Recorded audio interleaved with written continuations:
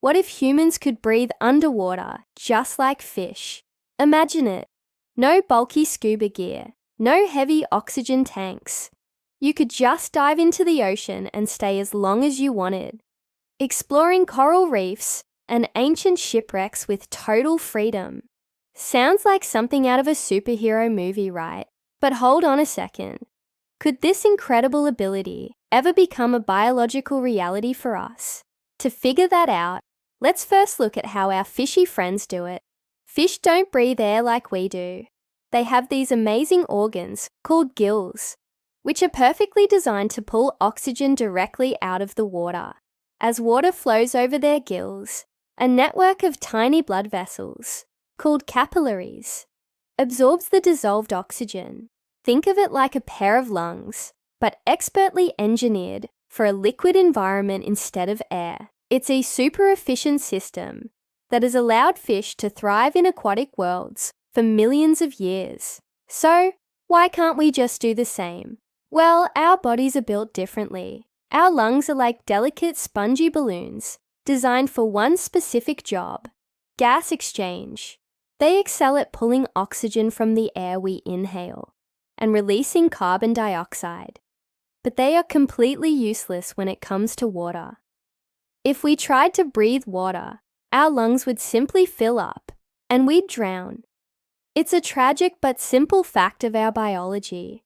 On top of that, even though water has oxygen in it, the concentration is much, much lower than in the air. Our large, energy-hungry brains and bodies need a massive amount of oxygen to function, far more than we could ever hope to extract from H2O. But what if science could give us a helping hand? This is where things get really exciting. Researchers and bioengineers are already exploring some mind-blowing futuristic technologies.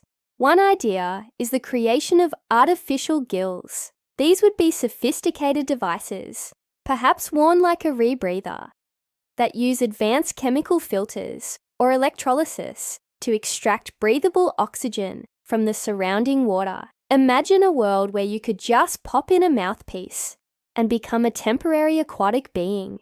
And then there's the world of genetics. With revolutionary tools like CRISPR, scientists are unlocking the secrets of our DNA. Is it possible that one day we could use gene editing to activate dormant genes, or even borrow some from aquatic animals? Perhaps, over many generations, we could guide our own evolution to develop fish-like traits. It's a wild thought, but the possibilities are staggering. However, even if we solved the breathing problem, a whole new set of challenges would pop up. The deep ocean is a harsh and unforgiving place. Our soft, fragile skin isn't designed to withstand the crushing pressure you find in the depths, or the bone-chillingly cold temperatures. We'd wrinkle up like prunes in minutes, and prolonged exposure could lead to serious problems. Then there are our eyes.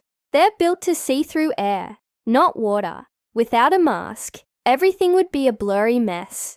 To truly become aquatic, we'd need a complete biological overhaul. Reinforced skin, better insulation, and eyes that could focus underwater. We'd essentially have to re-engineer the entire human body from the ground up. So, for the foreseeable future, it looks like humans are firmly land-based creatures. The ocean is a beautiful, mysterious world we can visit, but we can't call it home just yet. But science is always pushing forward, breaking down barriers we once thought were permanent. The journey to understand and maybe even alter our own biology is just beginning. Who knows what the future holds? One day, our descendants might just take that deep dive and find a new home beneath the waves. Thanks for exploring this incredible what if with me. If you enjoyed this journey into science and imagination, don't forget to hit that like button and subscribe for more adventures. See you in the next video.